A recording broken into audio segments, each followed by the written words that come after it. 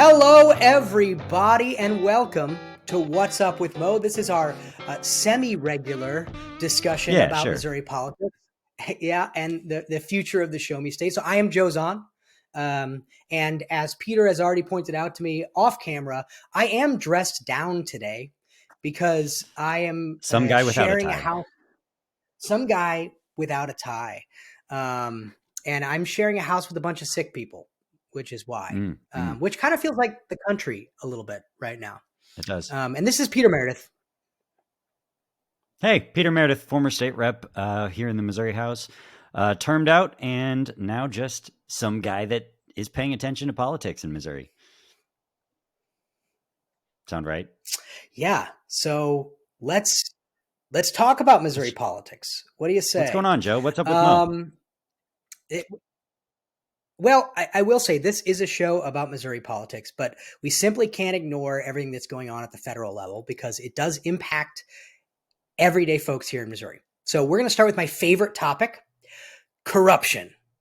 Last weekend, not this past weekend, but two weeks ago, we had a cryptocurrency whale that took a high stakes. Hi, I'm Joe Zahn. I didn't have a stroke. I just am having trouble talking. So this very rich person who owns a lot of cryptocurrency took a high stakes bet on Bitcoin and Ethereum just before Donald Trump made an announcement that he was going to launch a strategic crypto reserve. And that bet, it just paid off spectacularly. Imagine that. After that announcement, imagine that. So after that announcement, the $4 million this person put in suddenly turned into what I guess was $10.8 million. So they made a cool $6.8 million in the matter of a couple hours, which sort of makes you wonder, maybe they might have known a little something about that, because the fact is the nature of the trade that they made is if the cryptocurrencies they bet on had gone down just 2%. And by the way, up to that point, 2%. And up to that point, cryptocurrency market had been on a 20% slide over the last week. They would have lost everything. But lucky for them, that didn't happen.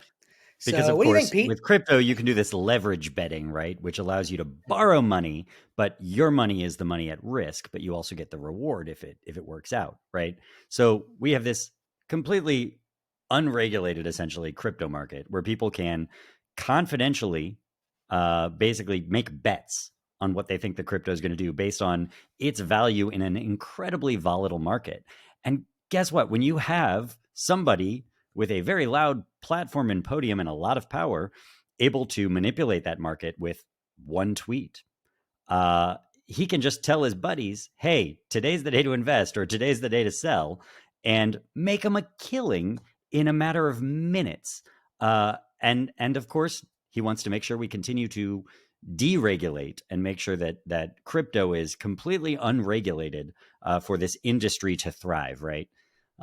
But it's just crypto that this is happening with, right, Joe? Not like stocks or anything like that, right? Yes. Well, so I will mention that in the stock market, you can do leverage trading in a similar fashion, but not quite as aggressive and certainly not as anonymously as in the cryptocurrency market. And see, this is the key, that if it's with the stock market, if they were making a big leveraged bet in the stock market, we probably would know who it was.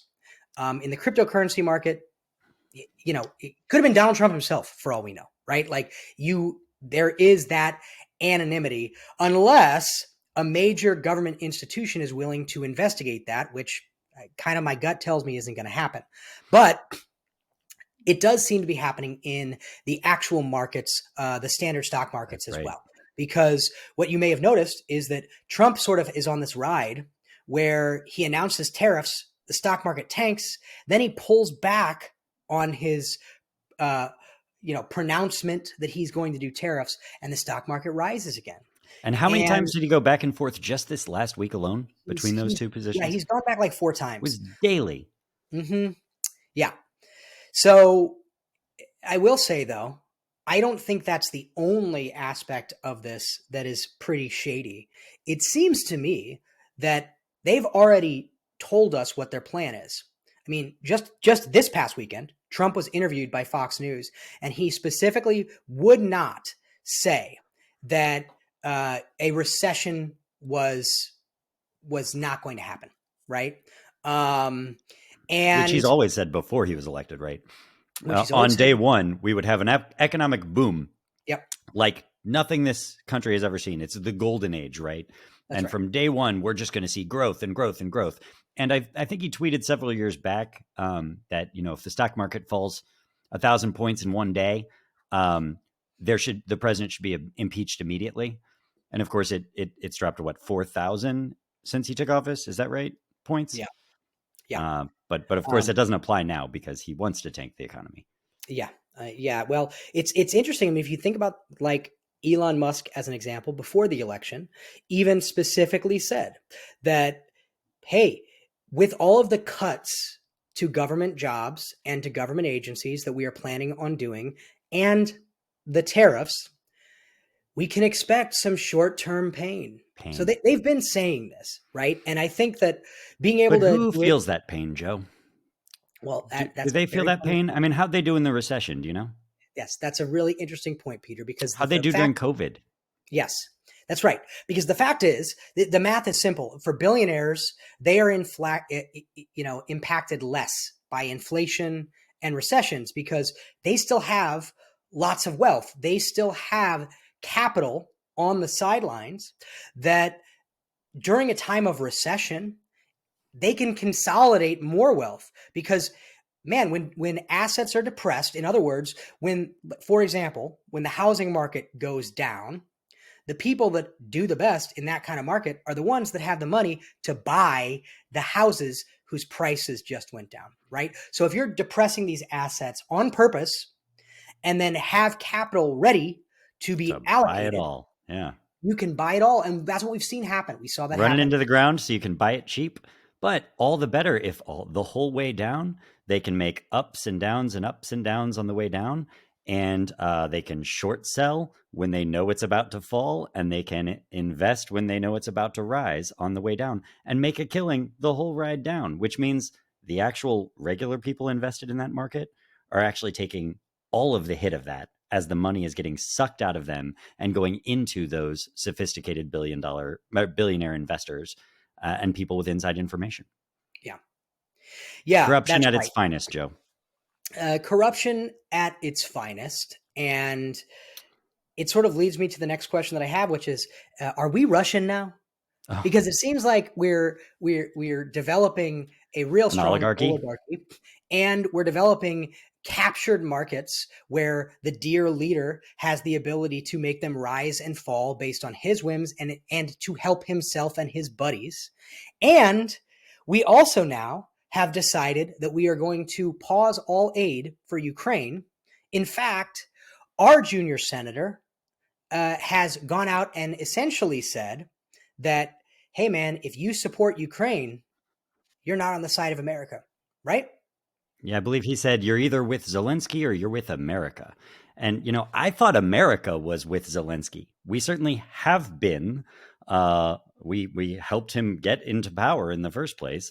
And we've been supporting him as our ally against Russia. We've long considered Ukraine to be the wall protecting Europe and the Western world from a march by Russia. And here he is saying, either you're with your Ukraine or you're with America. So I guess he's saying America is with Russia, because I didn't think America was at war with Ukraine. I think Russia is at war with Ukraine. So if those are the choices, guess whose side we're on? And that is a terrifying thought. And unfortunately, I mean, that's what we're seeing at the presidential level and vice presidential level. I mean, they're explicit about it at this point, that they are just with Putin. I don't think Donald Trump has said a critical thing about Putin since he's been president.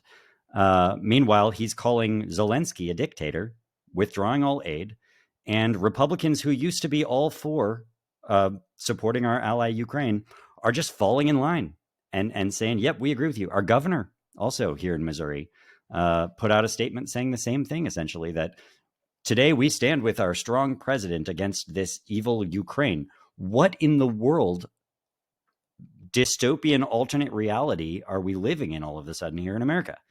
Yeah. But what you might hear from your Republican loving uncle is that no, they haven't gone that far. Actually, all they've done, Peter, is say that the gravy train has to stop. We can't Right, just keep right. giving suitcases of money to Zelensky.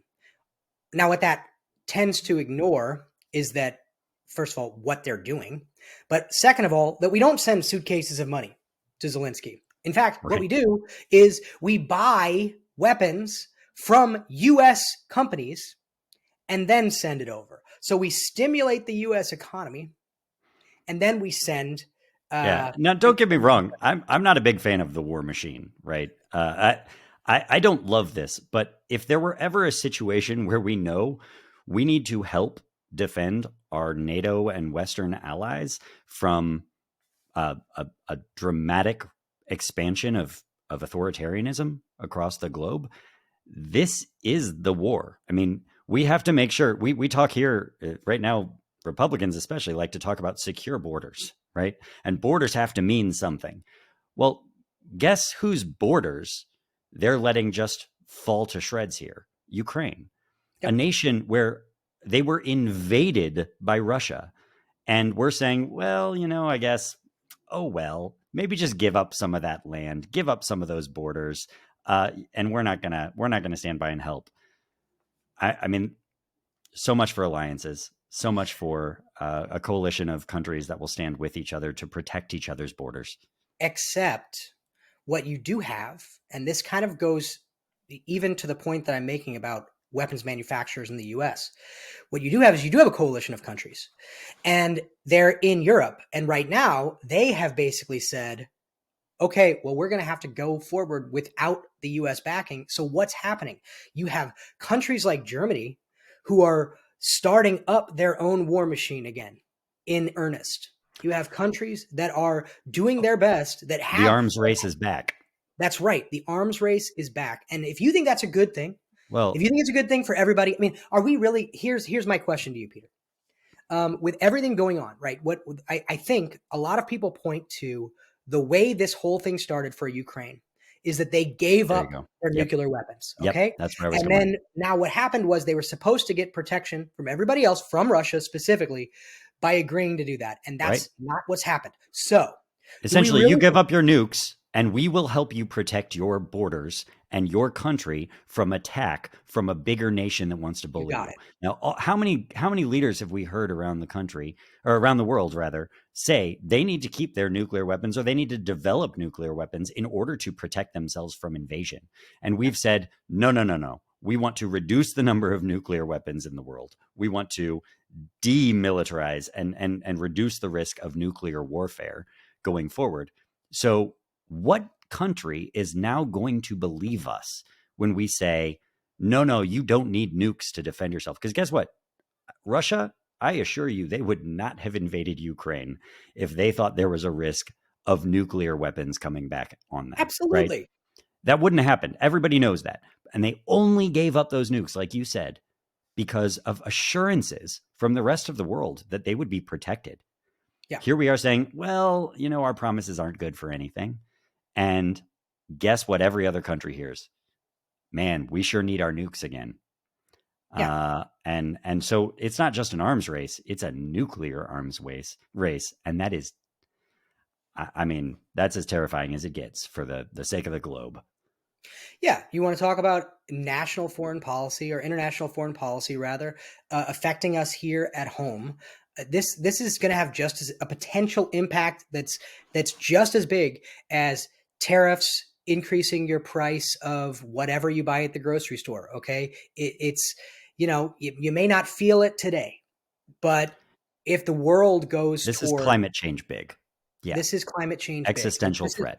when Donald Trump says to Zelensky he doesn't want him to start World War III. This is the By actual letting potential someone for World else War invade III. you. Yeah, yeah. But Oh, the gaslighting in that meeting was just so much to handle. Did you read any of the comparisons to a Soviet interrogation, no. talking about how Some people who had been through Soviet interrogations, like the leader of Poland, wrote this powerful thing about how watching that was almost re-traumatizing. Sorry, we're not supposed to use the word trauma anymore under the Trump administration, right? That's right. But This because podcast just it got was using flagged. all the same tactics of victim blaming and gaslighting to try and blame them for being invaded by Russia, blame Zelensky and not letting him talk, not letting him finish a sentence. And anytime he said anything, just jumping on him with this same kind of barrage of propaganda and lies that blame him instead of them, the ones in power. It was painful to watch for anybody that watched it. I'm sad for our country. Yeah, frustrating. But as we talk about frustrating things, let's take it back to Missouri, because this is a Missouri politics show. So yeah, let's just, we're going to put World War III in the back pocket for now. Okay. And let's talk about how we are destroying research in this country. So we talked about it a little bit on our last show, but that was basically 3 weeks ago. It feels like forever ago. A lot has happened. Yeah, it does. Here in Missouri, colleges are facing major funding cuts to research from the government. For example, Wash U is facing at least $165 million in cuts to their funding for research of cancer, dementia, heart disease, and more, because the US government, led by Elon Musk, says that it is a liberal DEI slush fund. And that part is an actual quote. So what do you think, Pete? We have some prestigious universities here in our state that do a lot of research that impacts not just people in Missouri, but across the entire country. If that goes away, is that a good thing? Like, is private industry just going to pick up the slack? No, isn't it idiocracy where they kind of replace things like cancer research and things like that with the capitalist-driven market of health research? And so you just have, investments in Viagra research instead, or nutritional supplements that don't actually do anything, but you can pay researchers to claim they do. I think this attack is about a lot of things. It's about their constant delegitimization of institutions and expertise and knowledge, because for fascist governments, you have to attack experts, you have to attack facts and knowledge in order to convince the rest of the population that you know better, you being the authoritarian leader, know better than the people who actually study things. Well, that requires them to both attack the integrity of it, as they've been doing so well, but also to defund it. And removing that funding, it's a lot of jobs. It's a lot of, in St. Louis alone, the St. Louis area, we have a massive economic base that comes from that research. We have companies that have started. We're one of the leaders in biotech and a variety of other sectors, thanks to the work that started at those universities. And a lot of that started thanks to grant funding. But when those universities start needing to find grant funding to replace any income for those jobs at all and pay their bills, they're also going to be looking to private companies that have specific interests in what their research shows. They're going to be paying based on the conclusions that they find. And if we're worried about the integrity of research now, what do you expect when the oil companies are the ones funding research on climate change and the pharmaceutical companies are the ones funding all of the research on healthcare? I mean, it's the opposite of course, what they claim they're doing. Yes, we saw this. Like, you don't have to even think, if climate change isn't your bag, baby, think about cigarette companies, because that is very well documented that cigarette companies specifically hid the harmful effects of cigarettes from the public. And they were able to do that because they also funded lots of research, and they funded doctors and even the Surgeon General, so that they could say cigarettes are actually healthy, or cigarettes just aren't as bad as they say it is. You don't have to look that far back to realize that it's already happened. All of this stuff, everything that you see people warning about with corporations doing all of this nasty tricky business, it's already happened. Yeah, and people. Sorry. Good. Well, I was going to move to another topic. So if you Oh well, want to finish a point, I go will ahead. say, um, people worry about government funded research, and there's a lot of criticism about that. That there's corruption in the integrity because the government wants certain outcomes too. But what the government is the people. It's the democratic collection of people, right? And so we're funding research that has a much better chance of being geared toward what is the best for people, and that is generally going to be the truth. Are there places that goes wrong?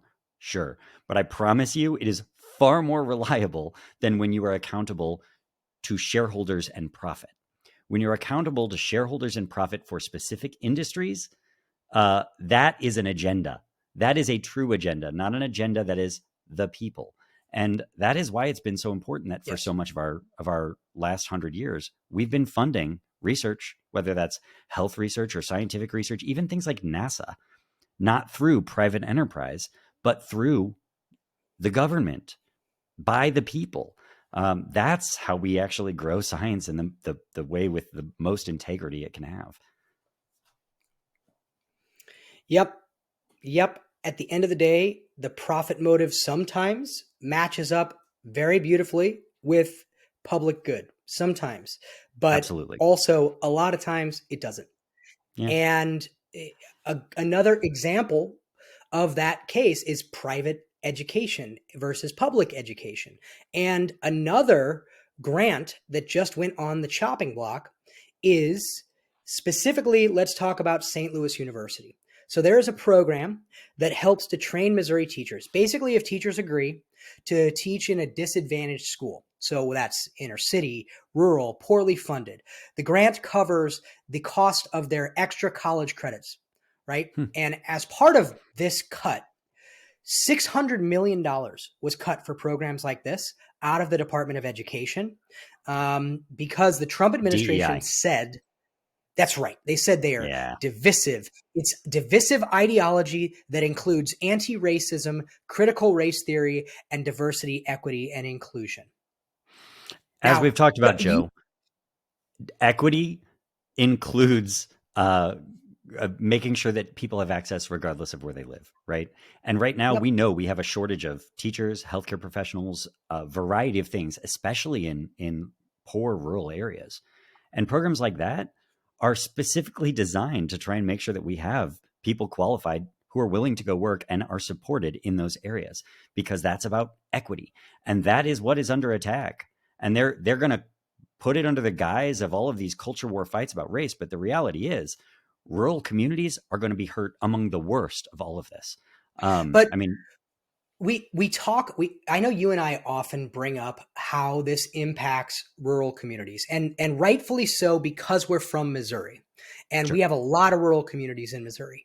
But we cannot glaze past the fact that these kind of programs for inner cities are invaluable. By Absolutely. the way, not just for people that live in those communities, but people that visit them, for Oh, yeah. businesses in the state, for all kinds of different aspects. And not only that, just the simple human aspect that we shouldn't just worry about policies. If they positively impact rural communities, we also have to care about our inner city communities.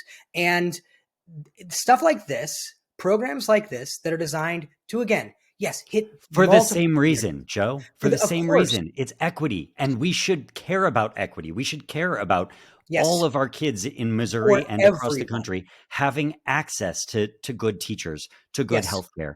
And if you recognize that certain communities are underserved, then they require extra attention.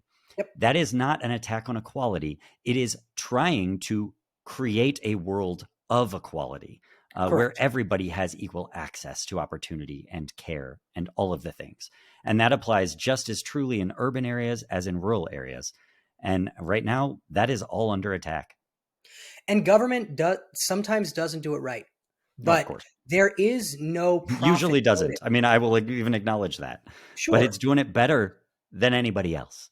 And by the way, if it's doing it wrong, we can fix that. You can ask your politicians to True. fix that. That is kind of why you elected them.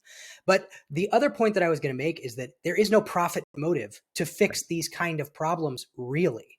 Right. So unless you're going to depend on the kindness of strangers, unless you're going to depend on a billionaire having a personal axe to grind and a willingness to spend that kind of money, which, by the way, if you do, you might get programs like the one that everybody talks about hating from Bill Gates, where Oh yeah. he Yeah. put all kinds of money into public education. And a lot of people don't like the way that worked out. So, I mean, we can't continue Hey, to it's more than devolve. Musk is doing. I mean, Musk is doing it the other way. Yeah, not And investing any money in anything good.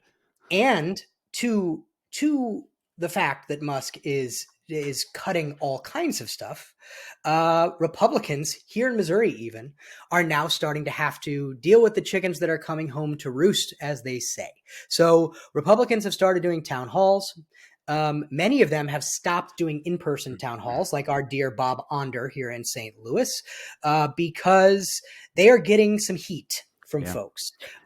For example, people are not happy about things like the fact that 7,000 IRS agents in Missouri just got laid off during tax season, or the fact that there is currently a plan for the VA to lay off 79,000 employees in June. And let me give you a fun example. So Mark Alford is a U.S. House rep from Missouri's 4th District. In his town hall, he specifically told people, and I'm going to give you the quote. He said, when asked about people losing their jobs at the federal level, right? He said, a federal job does not mean it's a lifetime appointment like in the Supreme Court. And he attempted to calm down the crowd by saying that God has a plan and purpose for your life. So I guess it's fine then, Pete, right? Who cares what we do? We can do Yeah, anything we want. We can be as cruel to all part anyone of we God's want. We plan. can destroy everything. It must be part of God's plan because it's Mhm. happening. Yeah, that is a nice, easy out and way to justify absolutely anything you want to do. Yeah. Oh, I'm sorry you guys are struggling. I'm sorry everybody's losing their jobs. I'm sorry we cut all this money to farmers, all this aid. I'm sorry we're not going to serve veterans. I guess it's just part of God's plan. I think their God these days is whatever billionaire is telling them they're going to make money off it, or whatever their Lord and Savior Donald Trump says. But it's certainly Yep. not the God that said to care for your neighbors, Yes. because What we're doing the and opposite right now. and their favorite billionaire already said, sorry, but you're going to have to deal with some short-term pain, Pain. folks. But You know, let's Joe, get back. just 1 second though. Okay. Did you see that farmer that went viral recently from Missouri? That's another Missouri thing. I did. A guy that supported Donald Trump and Mhm. is now pretty mad about a lot of these cuts, especially the USAID cuts that are really threatening a lot of revenue for farmers that they depend on, especially small farmers. Like we've talked Did about, you these. see Rubio's announcement on that? No. Rubio just announced that they are going to officially cut and I guess defund. I think it's 85% of all U.S. aid programs. So they're going to Oh keep God. 15%. And apparently the plan is to move that 15% into the State Department. So there will no Right. longer be U.S. aid. That's why it's And then the Rubio's other announcement. 85% gone. And what is that going to mean for Missouri farmers? You know, I would love to talk to that guy. We should get him on our show. Actually, I think Yes. I would love to hear from voices like that, of people that supported Trump for a variety of reasons, maybe still don't like Democrats very much, and just hear what he's thinking at this point. Because I know he took a lot of heat. Lots of people have taken a lot of heat. You know, there are some on our side of the aisle that tend to look at Schadenfreude with this and like, well, you voted for it. But, you know, I've talked to people. I was over in rural Illinois for a show a couple of weeks ago, and there was a guy, that older gentleman, talking to me about his life as a postal worker. And I asked him what he thought of the cuts to USPS. And he was like, oh, it's a shame. It's horrible. It's tragic. I can't believe it. They're just trying to privatize it, and they're trying to privatize everything else. And he said to me, you know, I even voted for the guy. I guess I just didn't like the other one. But I don't know. I wish I hadn't now. And I thought to myself, there are just a lot of people out there that are going about their lives, and they voted based on what they saw. And the information that they saw had them thinking, well, the stuff they're saying about Trump, I don't know if that's really going to happen, but I don't like where we are right now. They bought a lot of the stuff telling them they should be frustrated, and they were frustrated. Costs of goods, things like that going on. And so they voted, but they didn't really expect this to be the reality. And I think that there are a lot more of those folks out there right now than we tend to hear from, because we usually hear from the ones that are cheering it on and just falling in line. And I think we should do a better job of lifting up those voices and not trying to say, well, it's your own damn fault. No, where do we go from here? We need numbers, and I'll take anyone that's willing to stop this at this point. Yeah, well, I think you're right, but I think the other side of that is that I'm going to have to believe it when I see it. I know a lot of people have been directly impacted, and I know a lot of people are very unhappy. There are people that voted for Trump or that voted for the Missouri GOP that have lost their jobs. Yeah, but I'm going to have to see it before I believe it, because here's what I've got back here. Yeah, I have let's talk about that. I have a whole board of Missouri bills. Now, this isn't all the Missouri bills. These are just some of the ones that I wanted to highlight. But here in Missouri, we've been passing garbage like this for 20 years. And it hasn't changed how people in Missouri vote. Now, maybe this time is different. Maybe it is. But I'm going to talk about some of these right now with you real quick, sort of do a rapid fire. And, just keep that in the back of your mind. Like, we've passed stuff like this for how long now? We've been on this road for how long now? And in a state like Missouri, we've run Missouri to being 49th or 50th in almost every measure. That's right. Even if people have the ability to say, yes, this sucks, they suck, I hate all of them, they all suck, they still go into the voting booth and they pull the lever, or they press the button, or they fill the bubble for Republicans. Well, or they don't go. But let's talk about this, because they don't believe any of them, or they don't go vote at all. Yeah, that's right. No, you're absolutely right. So, but I thought this could be fun, and we can track these as they go. And I know for the people who are listening as opposed to watching, I'll talk a little bit through it, but kind of describe. I kind of have a big cork board. It's my own personal cork board. We're going to have to work on this, Joe. We're going to have to make this a little bit more sophisticated gradually, but I like where you're going with it. We will do it. This is draft number 1. This is 1.0. Right. We'll get there. Okay. So here's what I want to start with. So what I've got up here is this is the House. Basically, this is going to represent bills that are in committee. This is the Senate. This is going to represent bills that are in committee. And I wanted to highlight a couple because these bills have already moved from one chamber to the other, meaning they're probably going to get a vote soon. So let's first talk about one of my favorites. So they're in committee, just to be clear, they're in committee after already having passed the other chamber. That's what you've got going on. You got it. Right? Okay. You got it. Exactly. So first of all, I'm going to talk about this one real quick because we already talked about it. This is SB 4. This is the bill that allows Missouri utility companies to charge Missourians more money than they had been based on projected investment costs. Now, Peter and I talked at length about why that's a potential problem. This has already passed out of the Senate. It is now at the House. And generally what that means... And I want to be really clear.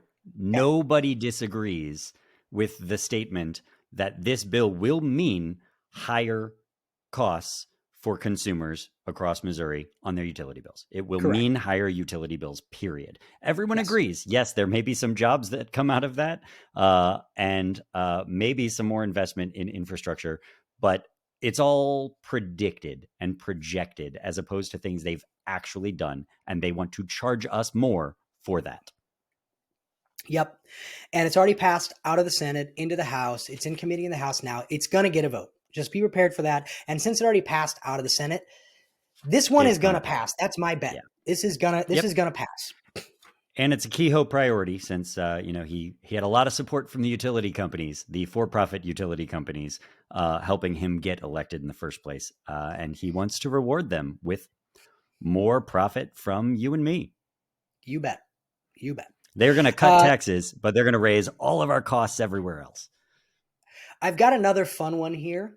This is SB 145. This is already passed out of the Senate. It's in the House committee. What this one does is it says that no cities can create business licensing requirements. So you're Oh, only allowed to have business licensing requirements at the state level, and then you can't have anything for your city. It's passed out of the Senate. It's probably going to pass out of we the see House. this one every year, Joe, and it's going to pass this year. It looks like it is an incredibly frustrating one where they don't want local voters to have any say over things that need to be regulated on a local level. They will acknowledge all day that things are totally different in St. Louis City than in a small town in rural Missouri, right? And they'll Mhm. say, and it takes different requirements in these different places.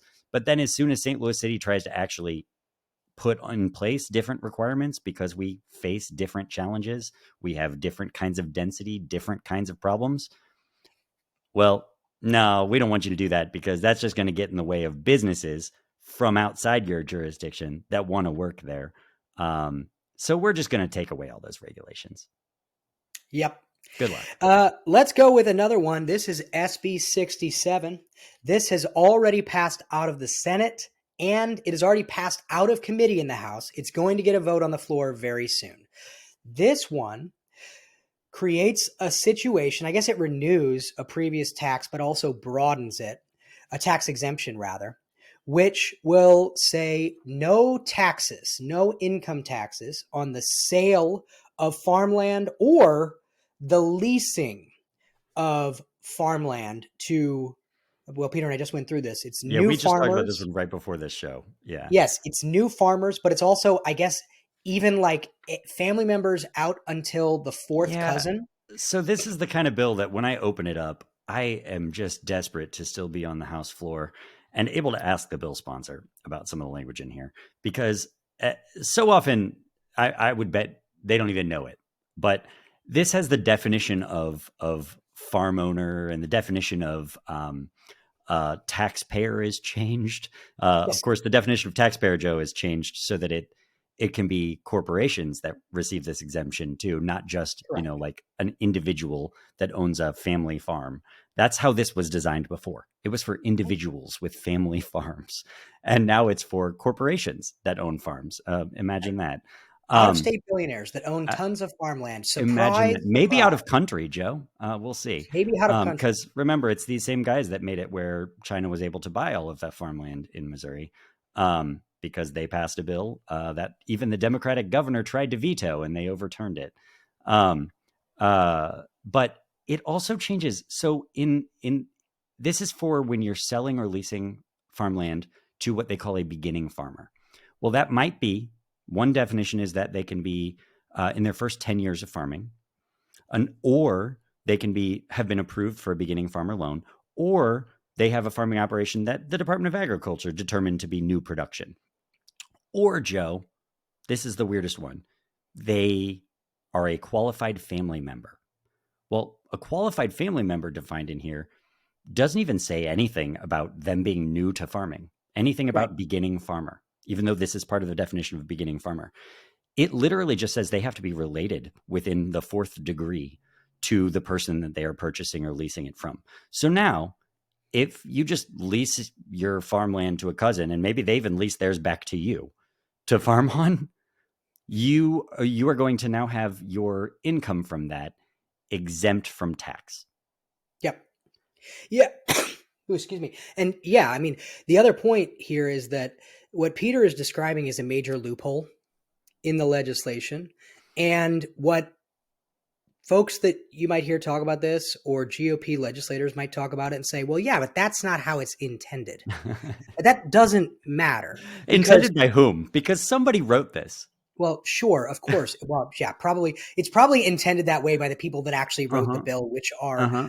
ALEC or some other right wing think tank organization. Or the But Farm Bureau or But the point whoever is, else. that's what happens. That's what happens. It doesn't Yeah. matter if you're trying to create a It's bill to law. help Missouri farmers. That's fine. That's great. That's a great idea. But when you write your legislation like this, it gets treated the way that it gets treated. Yeah. Now, I will say, Joe, this looking at this bill, This same section includes a provision that we passed 2 years ago, I think, or 3 years ago, that I remember asking questions about in committee because it too was like, wait a minute. There's a section in here that makes it so that utility companies, if they invest in rural broadband, and there was this massive amount of government money that went out from the feds for rural broadband expansion, thanks to the Biden infrastructure bill. This made it so that the grant money that they got would be exempt from tax. Now that's cool, right? We want to make sure that we're helping invest in rural broadband, and we don't want to make sure that they're losing all that money to taxes, right? But the way they worded this, and I asked them in committee, and they were like, "Yeah, I guess that's technically right." The way they worded it, if you get a $25 million grant for rural broadband, you get a $25 million deduction from your taxes. But Joe, your taxes are on your profit, not your revenue. So if you're spending that $25 million, or maybe only $1 million of it represents money that's profit, you only would have been taxed on $1 million of that. But you're getting to deduct from your taxes $25 million. Now, that means you're actually getting a massive deduction on all of your other work and profit as well. And we're just essentially giving them an extra tax deduction on $25 million instead of making it that their profit from the rural broadband is exempt from taxes. That's right. And let's also not forget that you can carry forward losses. Correct. So if you're a business. Or in some cases, you can transfer them to other related entities. Yes. Yeah. So that's a fun one. Massive tax giveaway to large corporations. And that is probably what this farm one will ultimately be too. While they will claim it is for small rural family farmers, the reality is they just made it so that it is not just for those, and it can be applied all over the place. And I will say this goes with all of this stuff we've been talking about the impacts on rural Missouri of DEI programs and funding for schools and all of this stuff. There has been an ongoing attack on rural America where they're essentially just trying to drive people out, right? They don't want people to live in rural Missouri anymore. And so they've just gradually defunded everything and let it all fall apart. They complain about St. Louis City losing population and don't even talk about all of our rural counties across the state that have lost population and jobs and all of the things. But that's because they're doing it on purpose, because they want to go in with large corporate entities, foreign owned or from out of state, billionaire owned, and just have massive corporate farms instead. There's huge profit there, and they just want to push out all the family farmers. So all the time that they're talking about protecting family farms and all of that, it's BS. It is a direct assault on rural America, just as much as it is on urban America. You got to read the fine print. And Jess Piper made this point when we were with her, she did. I guess 2 weeks ago.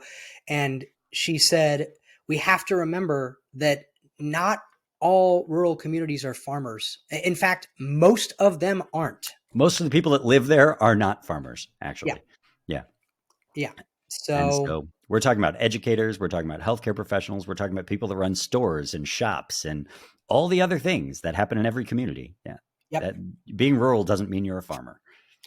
Here's a fun one we haven't talked about yet. This is HB 875. This has passed out of the House and is in the Senate in committee. So it may get a vote, although things that come from the House to the Senate often have less of a chance than the ones that go from the Senate to the House, but it could, especially because this one is about religious freedom. So this is the bill, Peter, we've talked about, where basically it prevents colleges from pulling funding from clubs or organizations that discriminate. Yeah. Okay.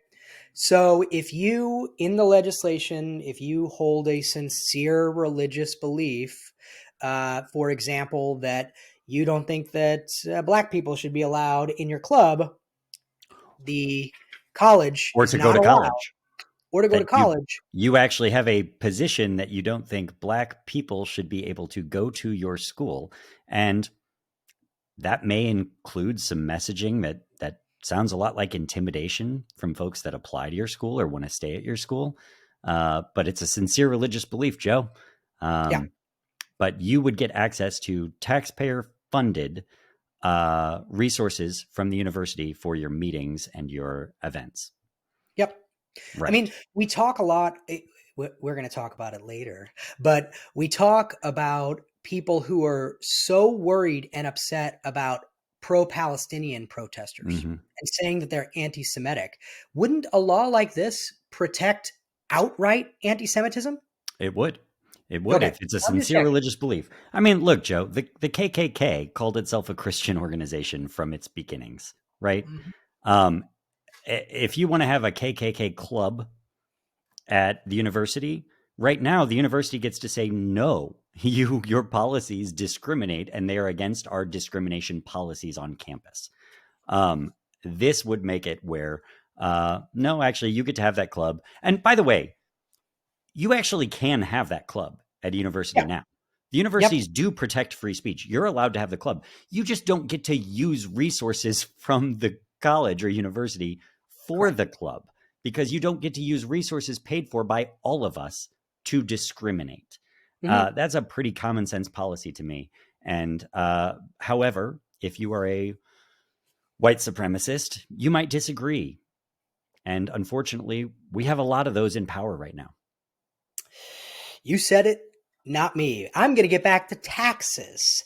This is HB 594. This has gone from the House to the Senate. It's in committee. I actually think this one might pass.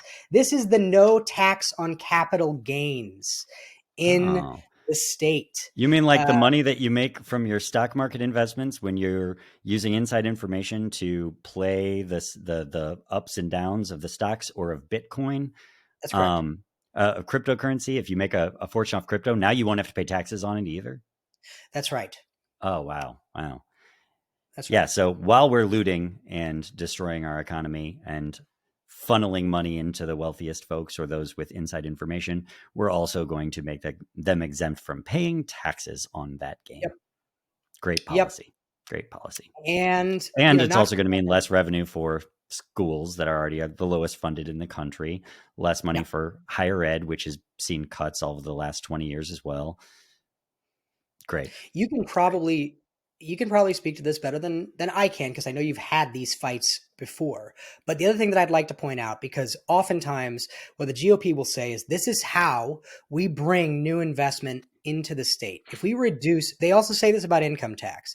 If we eliminate the income tax, if we eliminate the capital gains tax, we are going to get a flush of businesses and wealthy people moving to our Yeah. state to start businesses and create jobs and prosperity here in Missouri. But there are other states who have greatly reduced their capital gains or their income tax, and we don't see it. The only two exemptions are Florida and Texas, who Right. have two massive industries that were already there That in they can use to tourism pay their and bills. Yeah. energy that they use to pay their bills. Yeah, and Joe, I mean, we saw it in Kansas. It was the Brownback experiment that failed miserably. I mean, anybody that studies economics learns about it. Like, and Mhm. they were able to undo it.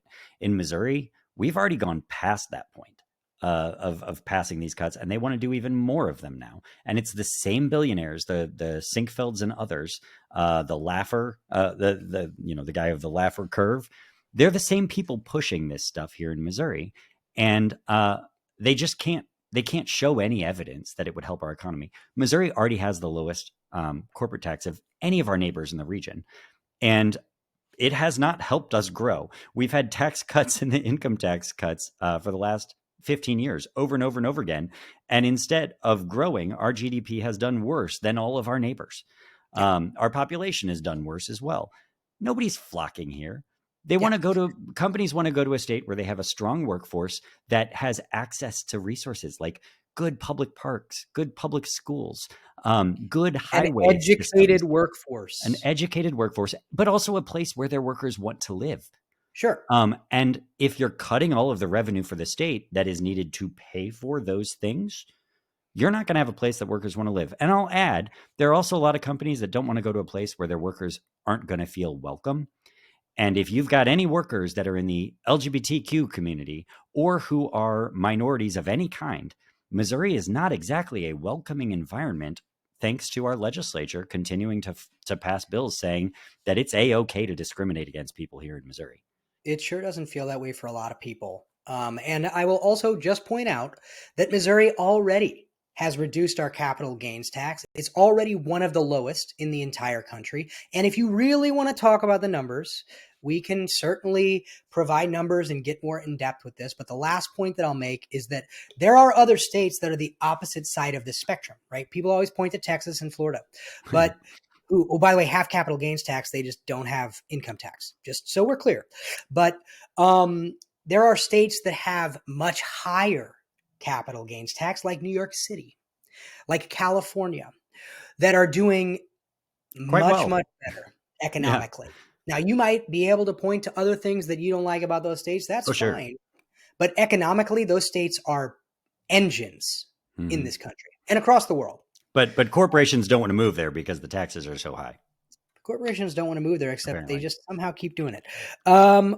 Let's talk about, this is kind of a fun one. I know you're not prepared for it, but I'll tell you about it. I'm not prepared for any of this, Joe. This is much like my job used to be in the House, where Republicans wouldn't tell us a thing they're about to do.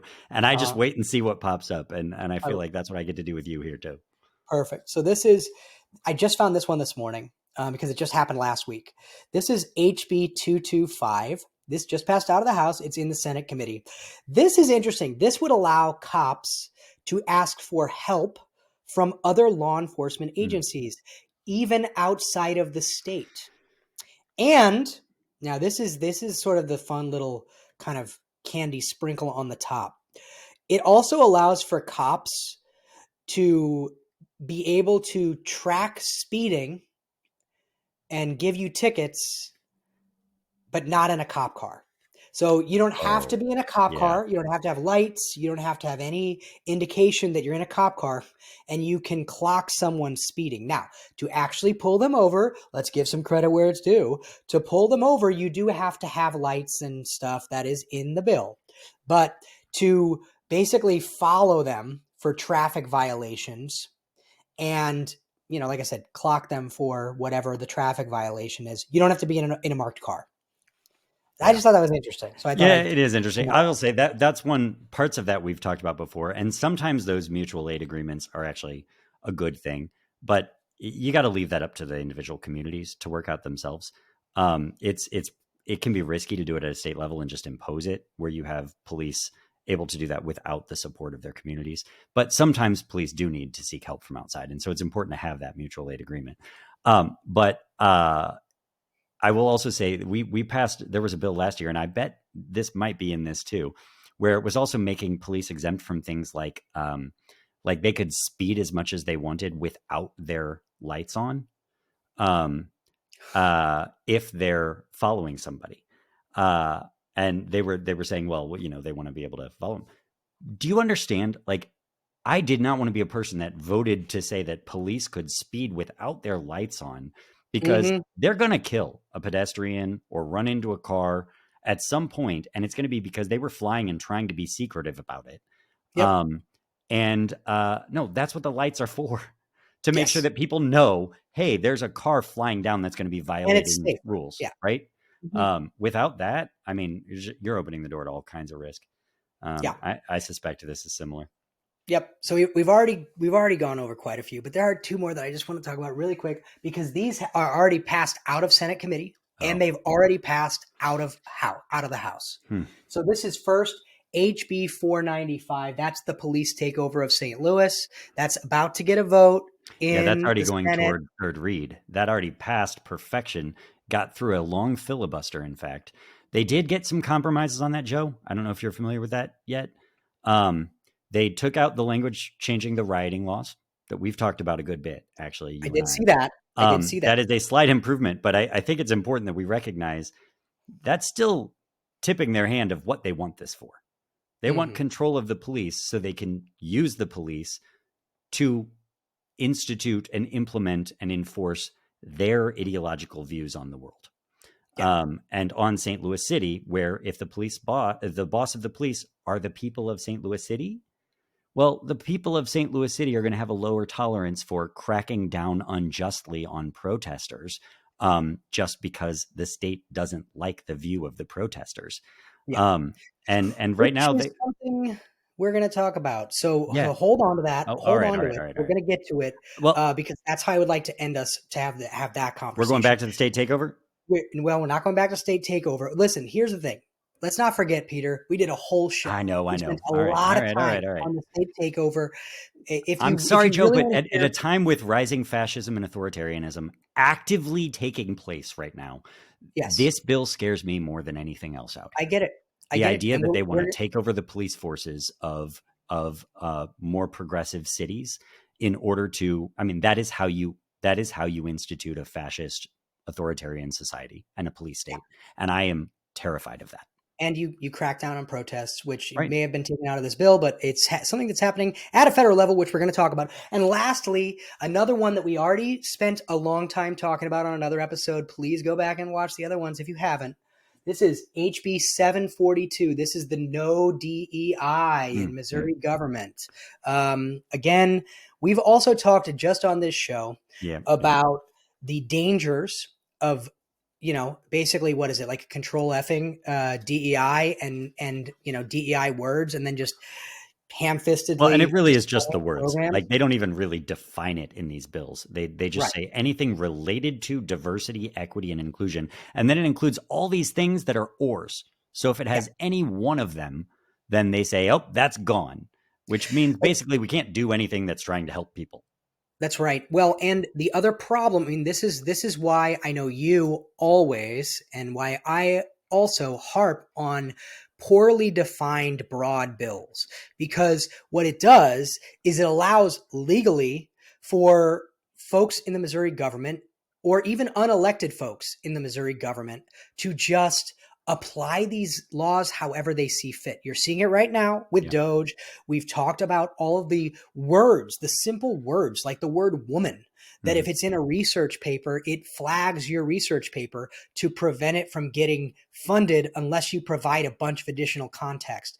These things, especially when they're broadly defined like this bill would make sure that all of the lawsuits, at least on the state level, going against what they're doing with Doge today, would basically, in Missouri, would be legal, Oh, yeah. right? Like, they'd be able to do it. Oh, and it would They kill so many wouldn't have it. programs in Missouri that we've had for a long time, like trying to make sure we hire Missouri minority-owned businesses and women-owned businesses, that they get a share of the contracts that come out of the state. Things like that would just be completely destroyed. And they're programs that, when you talk to reasonable people, everybody agrees have proven a lot of value. Not to mention things that serve, like we've talked about, urban areas and rural areas or disadvantaged kids or whatever it might be. There is so much the state does that incorporates these aspects of these values: diversity, equity, and inclusion. Yep. So I saved one for last. I know I Uh-oh. said those two, but there's one that I just want to talk a little bit more in depth about, because here in Missouri, we actually have 39 anti-LGBTQ bills. Okay, there's one up here that's going to be SB 10, which I expect is absolutely going to pass. Whether the other ones do, we can talk about them once they get a little closer. But the fact is, we've got inequality, inflation, kids needing bulletproof backpacks to go to school. We've got natural disasters, we've got wars, we've got climate change, and on and on. But trans people in sports, trans kids getting medical care seem to be some of the top priorities. So we're going to talk about it. Okay. SB 10 would remove the sunsets that were in place for trans kids playing sports and trans kids being able to access gender affirming care.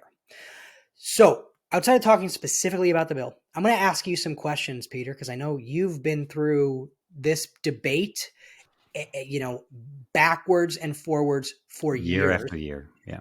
So, let me ask you some questions. First of all, how large is the issue? How many trans kids are there? And how many are playing in sports in Missouri? Far fewer kids playing sports in Missouri than the number of bills filed about them. We were talking single digits. I think the last number I saw was like 6 or 7 kids that are trans that are trying to play any sports at all. Yes. And yet the Missouri GOP will tell you that they are the threat to my girls in school, not, guns or abuse or anything else. Yes. Car accidents. I don't. Yep. And when we talk about medical care, I just saw this yesterday. Over the last, I think, 5 years across the entire country, there's only been 900 kids who have been given any kind of, and this even Right. includes puberty blockers, any kind of medical intervention. It's This is really across the entire important country. to recognize that they will talk about mutilation, and they will talk about all of these words that are like scary and big. Surgeries are not a thing that happen to minors. That is not actually a thing. There is no medical community that is doing that here in Missouri. Um, Yet that's what they're talking about. But the bills are written to apply to any gender affirming care. And that means things that are significantly less invasive, but might protect a kid's mental health as they are approaching puberty, might prevent a kid from actually making much more harmful choices to their own body or to themselves. And they are things that happen like puberty blockers and counseling and other things uh, where they're trying to just support a kid and help them figure out what to do as they get older and as their bodies start changing and they're going through some really difficult stuff. Um, Taking that care away from kids, yeah, it's not a big problem in that it's not that many kids we're talking about. But for those kids impacted, this is life or death stuff.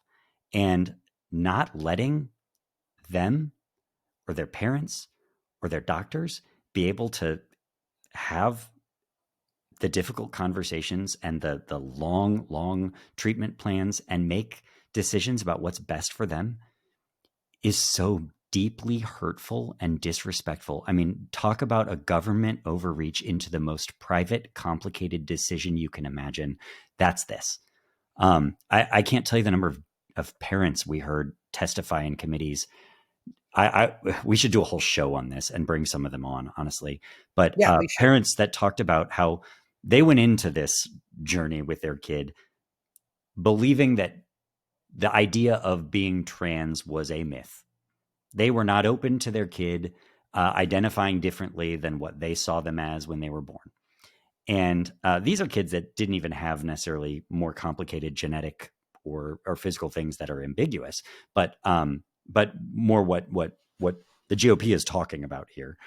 And yet they then spent years and years going to therapy with their kids, talking to their kids, listening to their kids, and their views on it changed.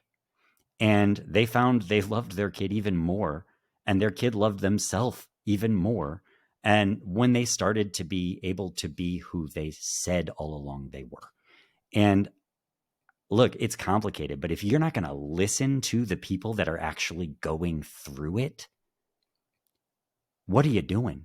And Yeah. right now, what we saw with the GOP is they would sit there and they would file these bills and then they just leave when the parents Yep. would come testify. They wouldn't even listen to them. They didn't want to hear it because they know if they listen, they might open their mind and change their mind on it too. They might have some empathy, but they don't want to Maybe. have empathy. They just want to score political points by bullying a very small population with an oversimplified view on a subject that is unbelievably complicated. Well, I wanted to pull up on my phone a couple little things that I had because you just reminded me of it. So to your point, parents are like 1,000 times. They've done 1,000 times more research than Oh yeah, any of these people or these politicians. But here's an interesting study that I as that have I the saw. doctors, by the way. Well, yeah, of course. But so, did you know that a parent is actually hardwired to prefer inaction Mm.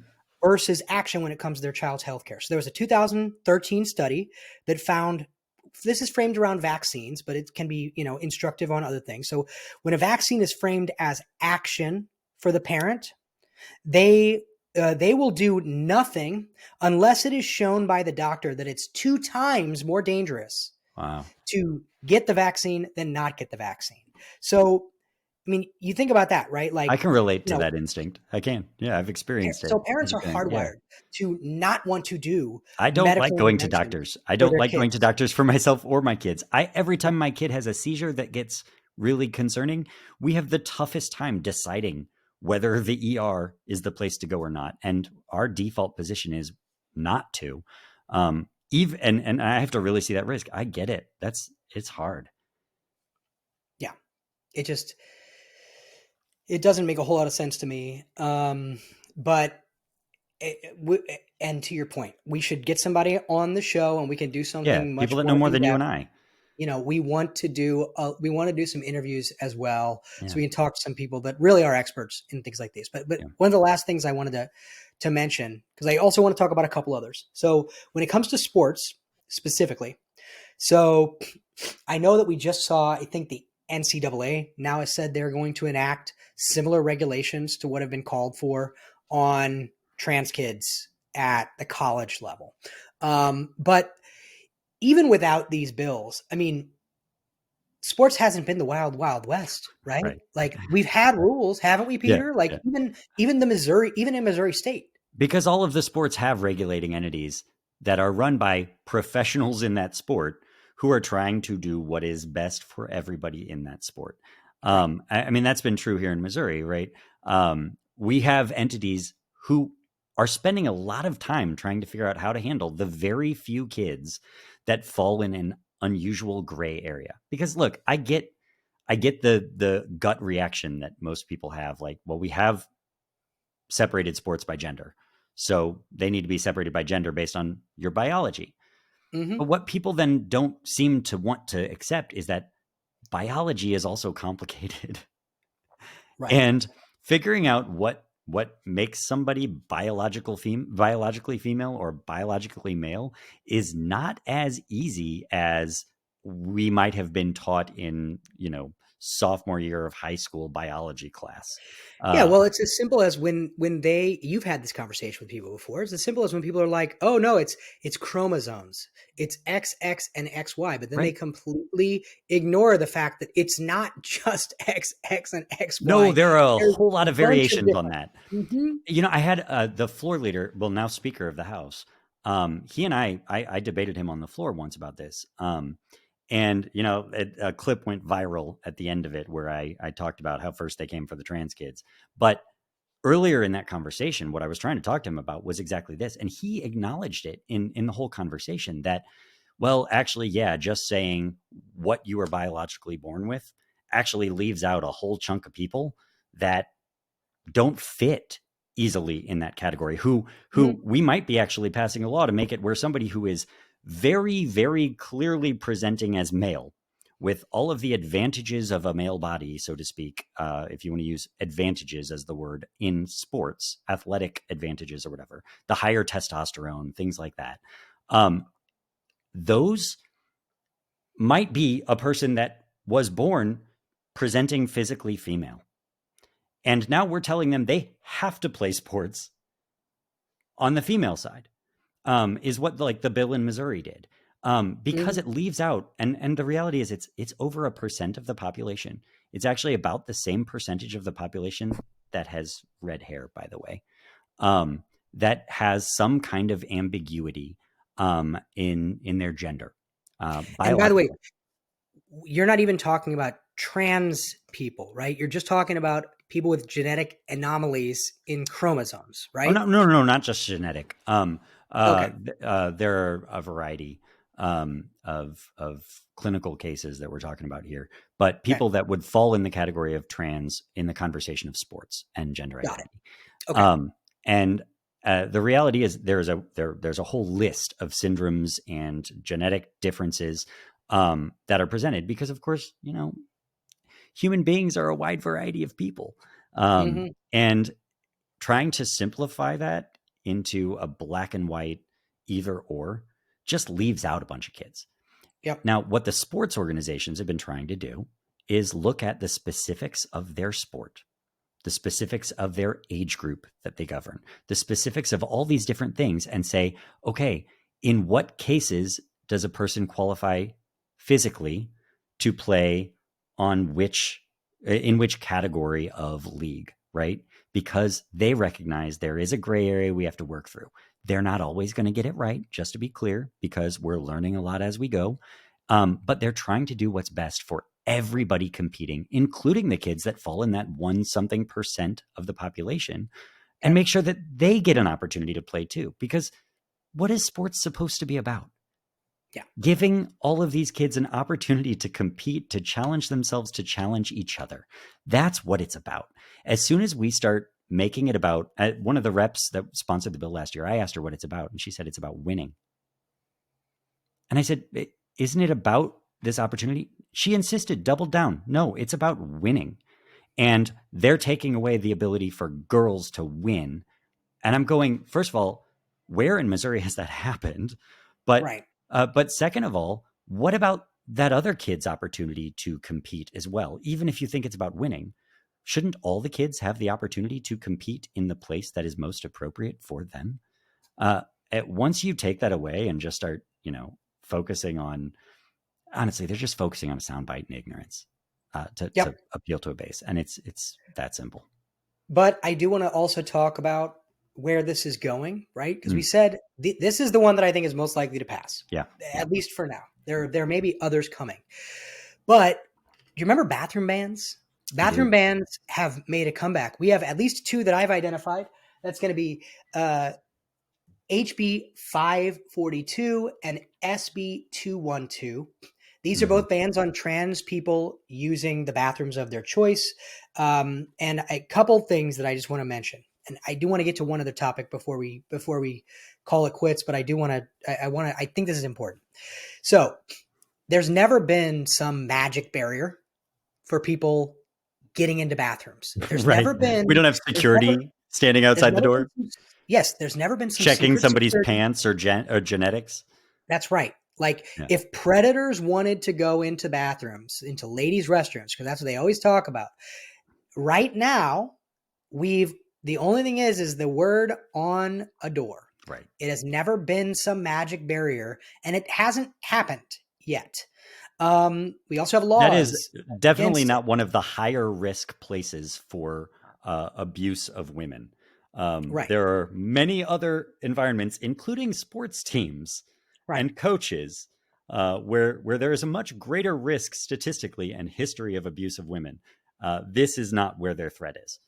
But this is what they constantly highlight as one of the main drivers.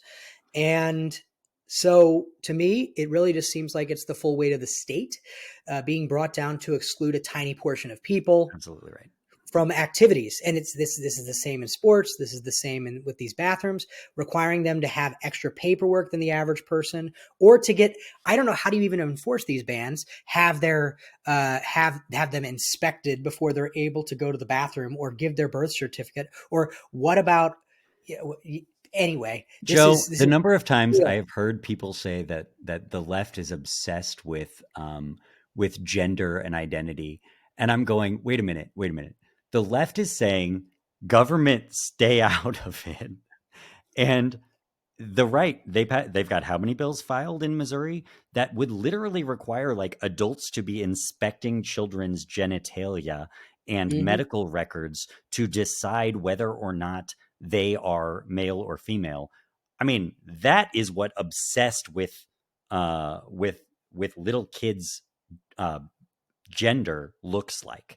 Wanting the government to intervene with that, or tracking women that are pregnant. That's a separate topic we could talk about. Sure. But that actually, I probably could put that one in the graveyard. That sounds like that one is dead, at least for now. Yeah. But yeah, I mean, aren't we at all worried about, cis women, about women who aren't trans and being in danger? Because what about someone, are we concerned about those women being called out as trans in sports or in a bathroom, or being in danger if somebody decides that they don't look feminine enough, or vice versa? If some man doesn't look masculine enough. I coach little girls in soccer right now at Veta a lot, indoor soccer here in St. Louis.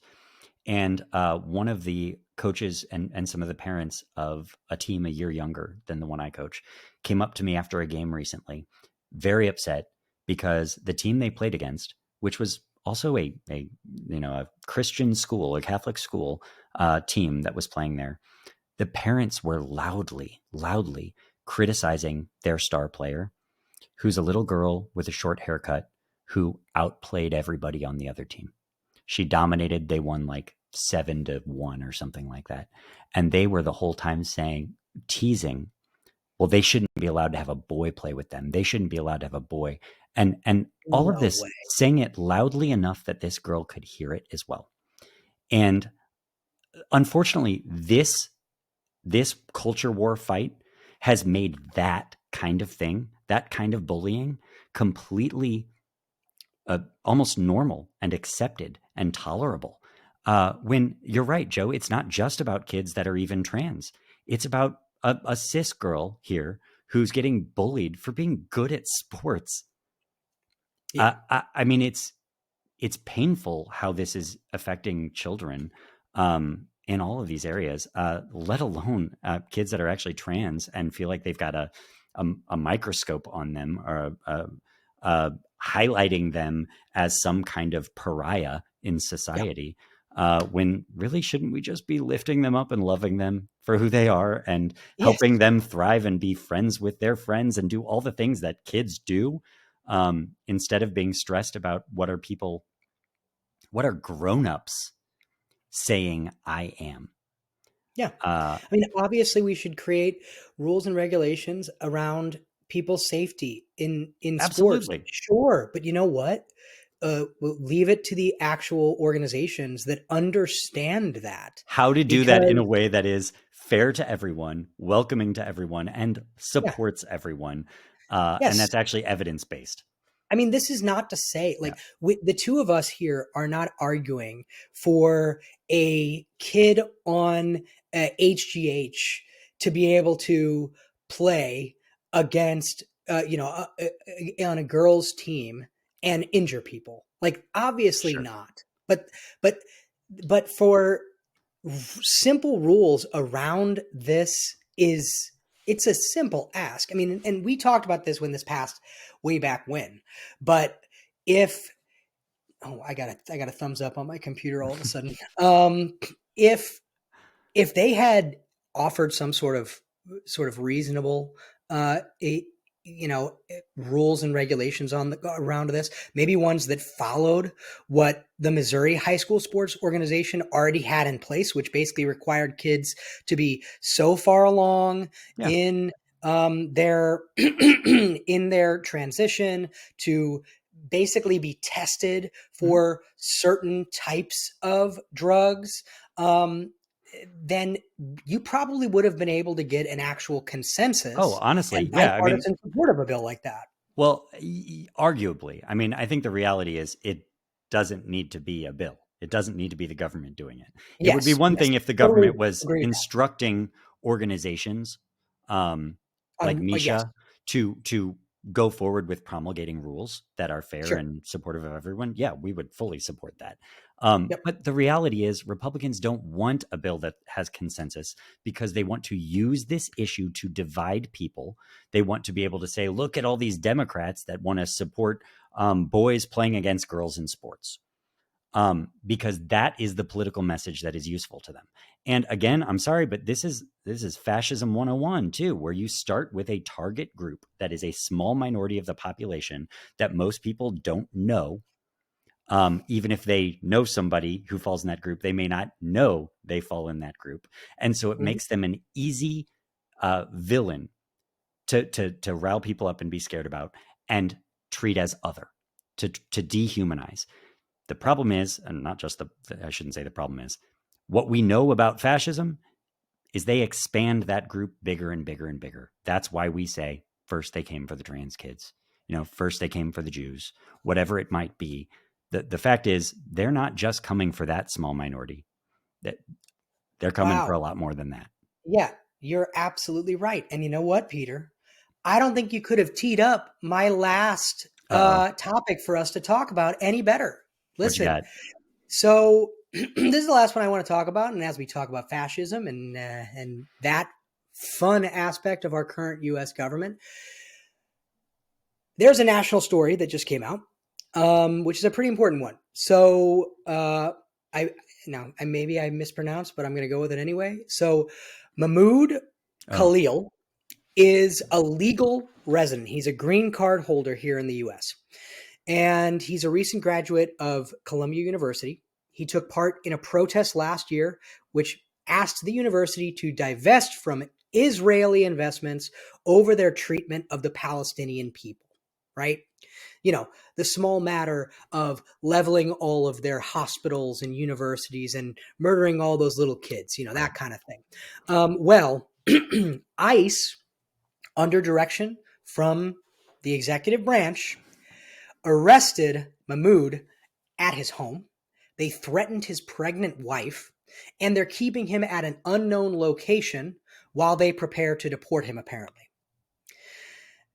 I don't know if I can explain how fascism works any easier than saying Right. that's fascism. Right. They've this is also on top of And it's pulling $400 million in federal funding from Colombia over their handling of those right. protests. Right. This is chilling free speech Oh, and we that saw they don't like. Trump's tweet about it saying, or not specifically about this instance, but threatening all universities that if they tolerate any protests he considers illegal, Yeah, then he will cut their funding. Yeah, that is yeah. as clear a chilling effect on speech as you can imagine. You can describe it at its base level. Yep. It's arresting a legal Yes. US resident Yes. who is not charged with a crime No crime at all. over protests about a different country. Yes. About a foreign policy issue and a humanitarian issue. I mean, right? Like he's out there protesting. However you feel about Israel and Palestine, the reality is a whole lot of people are dying and people have very strong opinions about this. And to say one side is not allowed to come out and protest in support of people that are being killed uh, is horrifying in so many ways. But Joe, what I keep seeing about this is it's also the classic gaslighting move of fascism that Trump is essentially trying to say, no, we're the ones going after the Nazis. Here we are in Mhm. Missouri, like we talked about, passing bills where they're trying to make it where a, a, a Nazi KKK club can get state funding, right? But they're also then going to go deport somebody who's here legally because of his protesting. But they're going, but he's against the Jews. We're the ones protecting the Jews, Mhm. right? So we can't be the Nazis, right? Yep. Rather than recognizing that this particular issue is a lot more complicated than that, and this is a Yes. first little step in the administration testing more openly their ability to just arrest somebody who didn't commit a crime and That's right. send them out of the country and And honestly disappear them. His lawyers and wife can't find where he is. They mhm. told him where he was, and it turned out he wasn't there. He's got what a wife that's 8 months pregnant. Yep. Um, I mean, this is scary stuff, and they're trying to use it just like they're crackdown on speech at campuses and pretend that it's on the side of fighting anti-Semitism when it's really just fighting a view that's different than his administration's on a foreign policy issue. That's right. And let's just play this out a little bit, right? There are only two ways that this goes. Either it's chilling further free Yeah, speech because people are afraid of getting arrested yeah, if they speak out against this administration and the folks in power. Or there's more people that are going to be arrested. And this is on the Israel and Palestine conflict. But they're arguing that these people are making Jewish students unsafe. right, right, Okay. right. Well, let's just take it one step further. We just talked about trans issues. What if we start protesting and they say, well, these people are protesting to harm children, to mutilate Right, children. They right. must be stopped. Or Now, there are girls that feel unsafe at that school because they're trying to say that trans kids should be able to go into their bathrooms, Joe. you got it. And that's Um, example one. That's example um, one. We well, can keep how going many farther and parents farther. justified, throwing rocks at a little black girl going to a school by claiming that they were protecting their kids who were in danger from that girl being at that school? I Yep. mean, that's the fear. Now, look, we all agree, like we talked about with all these things, we want rules that keep everybody safe. I don't want Jewish students and teachers and others to be afraid for their lives because of protests. But what we do is we make sure that violence is not tolerated and that anti-Semitism, actual anti-Semitism, is not tolerated. Like we said, we have laws that say that a club that is discriminating can't receive money. Well, if they're taking that away at the same time, they're actually enabling the anti-Semitism even more. They're just using it as an excuse, again, to arrest people and crack down on people protesting policy issues and foreign affairs issues and Yep. war that they disagree with. I mean, they're going to do the same thing with people protesting in support of Ukraine. And they'll Sure. start saying, well, they're in favor of a dictator who they're Yep. now calling a Nazi also, by the way, um, uh, instead of America. And that's making people feel unsafe. Those protests are dangerous. People feel unsafe. Who do they arrest next? A Ukrainian? Yes. And just, to put a fine point on it, folks, especially on the right, have been talking a lot about free speech, but this is not a private company Right. limiting the reach of your social media post Right. about Hunter Biden's dick. Right. This is the actual US government arresting someone over speech that they don't That's like. what the First Amendment is actually about. That's what it's actually there to protect. And with that, I guess we've reached the end of our show. What's it been, like an hour and a half? We good? It's been about an hour and a half, Yeah. and I hope we're not bumming people out too much, but and we we're barely gonna scratched the surface. We barely scratched the surface, and we'll try to do this more regularly. I guess I'd like to end the show with something folks can do. The best thing that I can come up with for now is to say we've gone through several bills that are specific to Missouri. Yeah. I've given you the bill numbers. Call your representative, email your representative. We're going to continue to if you've got time. That's right. We're going to continue to track where these are, and we'll add some more, right? As they come up, when they're in committee, you can submit testimony. Even online, you can do written testimony. Even online. You don't even have to do it in person. You don't even have to call. You can do those things, but you don't have to if you're not comfortable with it. Just anything to make it known that we are not okay with this stuff. Right. And quite frankly, I still believe it.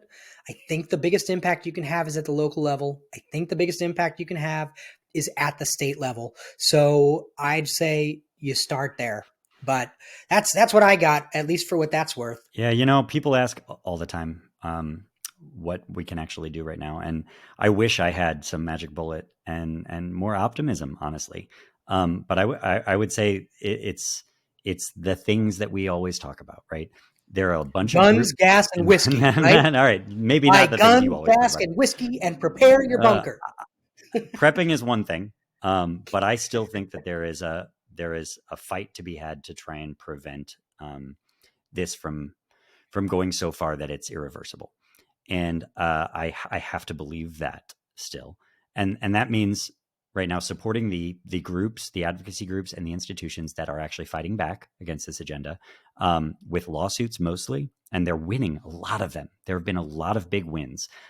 Support those groups with your resources, your time, and your money. I think that's battle number one. I think we need to keep our eyes on the electoral process and electoral integrity. That's at a local level and a state level primarily, to make sure that we're going to have real elections again. I think there's a path for accountability at elections. That also means organizing for those elections, running for office if you're up for it. Again, local, state level is a great place to start if you haven't done it before, and supporting candidates you believe in, and also spreading the message about what's happening. Talking to people. I do think there are a lot of people out there that just need to understand what's happening. They need to hear about it, and they're going to start feeling it too. And they're going to be more receptive to hearing about this as they feel the effects more. Those are the main things we can do right now. And then we have to try and fight back at the ballot box when we get a chance. And we have to try and support people that are most vulnerable in the meantime. There are a lot of people hurting. There are a lot of people scared.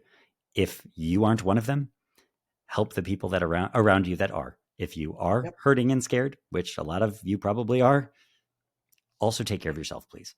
Got to find time to renew yourself and hope, and find spirit, with things like kids. That's a good way to do it. And speaking of which, my timer just went off. Oh. That's hey, buddy. So I guess I hope you'll join us again in the future as we discuss important bits of news in Missouri politics and dive deeper into some of the most important issues facing us here in the state. If you've got thoughts, please share them with us. Leave a comment, send us a note. We're on all the socials. Yep. And like, subscribe, all the things. Just search for What's Up with Mo with Pete and Joe, and you'll find us.